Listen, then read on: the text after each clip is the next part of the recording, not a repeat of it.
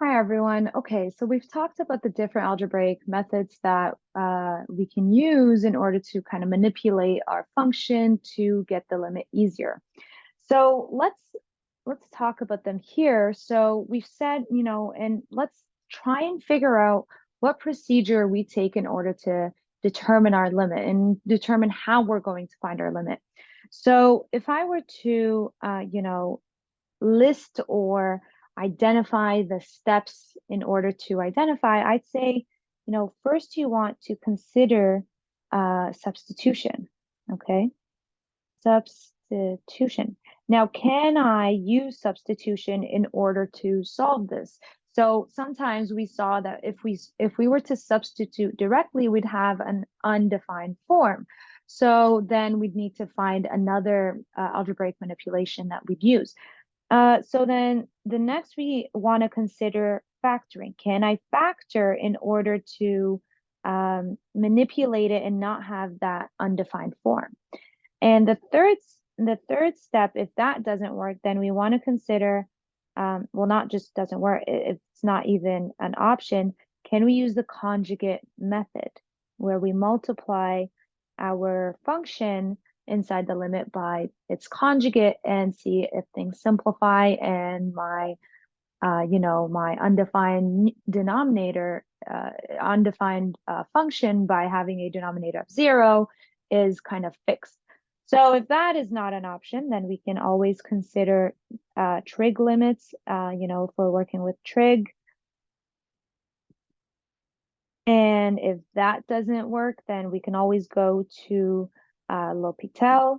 Now, remember L'Hopital, L'Hopital tells us that if we have the indeterminate form of having something like 0 over 0 or infinity over infinity, whether it's positive or negative, positive or negative, as long as that they're the same exact thing. So as long as it's positive infinity over positive infinity and negative infinity over negative infinity, that is an undetermined form. So then if we have this situation, then we can always consider L'Hopital, and L'Hopital tells us that we can take the derivative of the numerator divided by the derivative of the denominator and keep doing that until we don't have our indeterminate form. And then our last option is, if all of these options don't work, you could always consider squeeze theorem. So squeeze theorem, remember, it tells us that if we know two functions that are, that can squeeze the current function. So if I can say that, I know the limit of this smaller function and the limit of this bigger function, and they squeeze my current function in the middle, then I can always determine that limit by saying, okay, it belongs in this interval, and so this is my limit. But you always want to consider in this order, okay? Because in the end of the day, most likely you'll be using one of these options. So if I were to do substitution, I could have something like this: limit as x approaches 2, for instance, of x squared plus 1.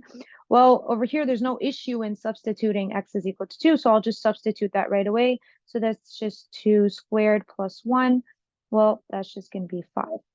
And factoring, we saw an example of this where we had limit as x approaches, for instance, 5 of x squared minus 25 all over x minus 5. We said if we substitute 5 directly, we know that that makes it undefined. So then we said, okay, well, if we factored, then we can immediately see that this is difference of squares over x minus 5. They cancel out, and you have x plus 5, and that works.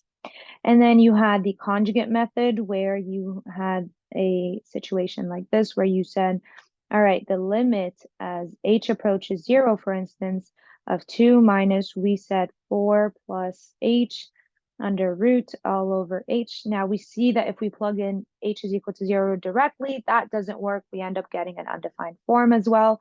So we multiply by the conjugate and it gets rid of that h in the denominator.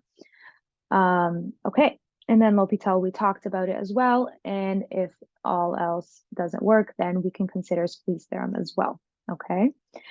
Just make sure that you are going in this kind of order, like seeing which, like I'll always say this to all my students. If you can factor, factor. It typically helps, by canceling things out and so on. Okay. All right, everyone. I hope that helped, and I hope we'll see you in the next videos where we're going to be looking at more topics and more questions. Bye.